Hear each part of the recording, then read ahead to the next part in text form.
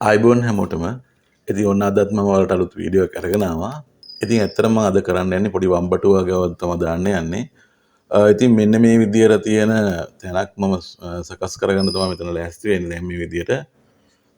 මෙන්න මේ රොඩු බොඩු ටික ඔක්කොම අයින් කරලා ඊට පස්සේ මෙතන පොඩ්ඩක් උදුරු ගාලා පොඩ්ඩක් පාතියක් වගේ පොඩ්ඩක් සකස් කරගන්න ඕනේ. ඉතින් අපි බලමු කොහොමද මේ වැඩේ කරන්නේ කියලා. මුලින් මම කරන්නේ මෙන්න මෙතන තියෙන මේ මඤ්ඤොක්කා කැබලි දඬු කැබලි ටිකක් තිබ්බා. ඒ ටික පොඩ්ඩක් අයින් කරා. ඉතින් කාට හරි දෙන්න පුළුවන් ඒක හදාගන්න.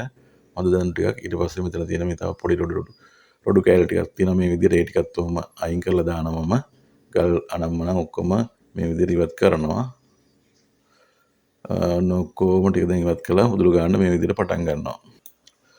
ඉතින් ඔයාලට මේ පේන විදිහට මෙහෙම තිබ්බට දැන් මේ පස ඇත්තටම ගොඩක් හයියයි. ඒ කියන්නේ මෙතන මේ කළු පාට වගේ උඩෙන් තිබ්බට යට තියෙන රතු පාට බොරළු පස්. ඉතින් ඒ නිසා මේකේ මේ වලවල් කපල මුත් අපිට හදන්න බෑ.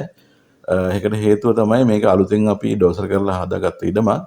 ඉතින් මේකේ මේ විදිහට මම මේ කළු පාට පස බවට පත් කරගත්තේ මම මේකට දැම්මා අඩි භාගයක වගේ රොඩු තට්ටුවක්. ඒ කියන්නේ කට්ට රොඩු තට්ටුවක් දාලා ඒක දිරන්න ඇරලා තමයි මේ කළු පාටට මේ විදිහට සකස් කරගෙන තියෙන්නේ. හැබැයි වුණාට අපිට මේ විදිහට මේ වලවල් කපලා බෝග හදන්න අමාරුයි, වලක් කපන්නත් හරි අමාරුයි, මේකේ ගොඩක් හයියයි. ඉතින් මම මේක මේ විදිහට සම්පූර්ණ දැන් සුද්ධ කරගන්නවා. අර ඔයාලට පේනවා එහා පැත්තේ අර මම කලින් ඔයාලට වීඩියෝ එක අරගෙන ආවා. ඒකේ බතල වගේක් මම හැදුවා. ඒ විදිහට තමයි මම මෙතනත් කරන්න යන්නේ. ඉතින් මුලින්ම දැන් මේ සුද්ධ කරගත්ත රොඩු ගොඩ මේ විදිහට මම එක තැනකට ගොඩ ගන්නවා. දැන් ඔයාලට පේනවා මම එක තැනකට ගොඩ ගහනවා. ඉතින් ඒකත් තව මාස 3ක් යනකොට මම මේක මේ පසුත් එක්ක තමයි ගොඩ ගහන්නේ. එතකොට වෙන්නේ මේ පස් සහ තනකොළ ඔක්කොම එකට දිරලා පසට අර දිරා ගිය තනකොළ ඒවා කොම්පෝස්ට් බවට පත් වෙලා එකතු වෙනවා. එතකොට හොඳ සාරවත් පසක් බවට පත් වෙනවා.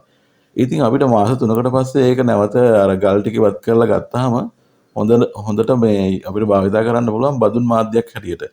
අන්න ඒ විදිහට තමයි මගේ මේ ඔය හැම පාර්සලයකම තියෙන මම මතු පිටපස් මම සකස් කරගන්නේ. ඒ ඔක්කොම අර සල්ලාඩියක් නැත්නම් රයිසියක් අරගෙන ගල් ටික ඉවත් කරලා තමයි මම ඒවා සකස් කරගන්නේ. ඒ වලට මේ පේන විදිහට බ්ලොක් ගල් ටිකක් අරගෙන මොන විදිහට මම පාත්ති ටිකක් සකස් කරගන්නවා. ඉතින් දැන් ඔයාලට මේ පේන්නේ ඒ විදිහට සකස් කරගත්ත පාත්ති මේ පොඩි පාත්ති හතරක්. ඒ කියන්නේ අතන වලවල් හතරකට හරින පාත්ති හතරක්. ඊට පස්සේ අපි කරන්නේ මේ විදිහට කොම්පෝස්ට් නැත්නම් දිරාගේ කොළරොඩු ටිකක් එකතු කරනවා. එහෙම එකතු කරලා ඊට පස්සේ මම ඒකට අර මතු පිට පස් වල ගල් වැලි ඉවත් කරගත්ත පස් ටිකක් මේ විදිහට හරලා වලවල් ටික පුරව ගන්නවා. ඉතින් පෙර පරිදිම තවත් බොක් ගල් ටිකක් තිබ්බා. අන්න ඒ ටික මම ඒ ටිකත් පාවිච්චි කළා. මේ විදිහට තවත් පාත්ති හතරක් සකස් කරගත්තා. ඊට පස්සේ අර ඉතුරු වුණ දිරාගේ කොළඩු ටිකක් දාලා මදිරි හරියට මම මේ විදිහට LBC කොළ ටිකක් දා ගන්නවා. දාලා ඊට පස්සේ අර විදිහටම පස් මාධ්‍යයෙන් මේක සම්පූර්ණවම පුරව ගන්නවා මේ විදිහට. ඉතින් ඊට පස්සේ අපි කරන්නේ මේකට හොඳට මේ ජලය පුරවලා පස් මාධ්‍ය හොඳට තෙත් කරගන්නවා පැල සිටුවීමට කලින්. මේ විදිහට සම්පූර්ණම ජලයෙන් තෙත් කරගන්නවා. ඉතින් පැල හිටවලත් ඊට පස්සේ මම ඇතරම ජලය දානවා. ඊට කලිනුත් මේ විදිහට දාලා හිටවුවම හරි ලේසි. ඉතින් මේ විදිහට අපි අපේ කප්පල තියෙන වම්බඩු පැල ටික හදා ගන්නවා.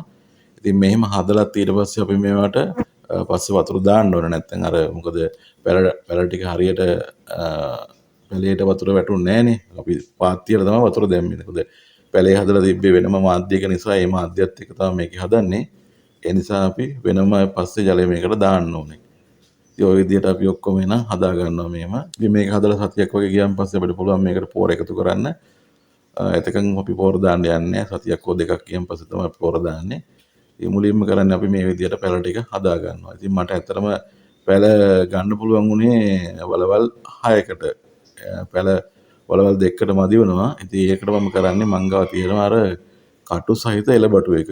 ඉතින් මේ එලබටු පැල හතරක් තමයි දැන් ඔය හිටවන්නේ අවසාන කෙළවරේ තියෙන පාති දෙකේ.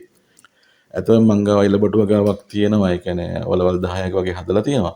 ඊට අමතරව ඕන තවත් දෙයක් විතර පැල ඉතුරු වෙලා තිබෙන නිසා මේකෙත් මෙහෙම හදලා දැම්මා. මෙහෙම හදලා ඊට පස්සේ අපි කරන්නේ මේකට නැවත මේ විදිහට ජලය සම්පාදනය කරනවා මේ විදිහට හැම පැලයකටම.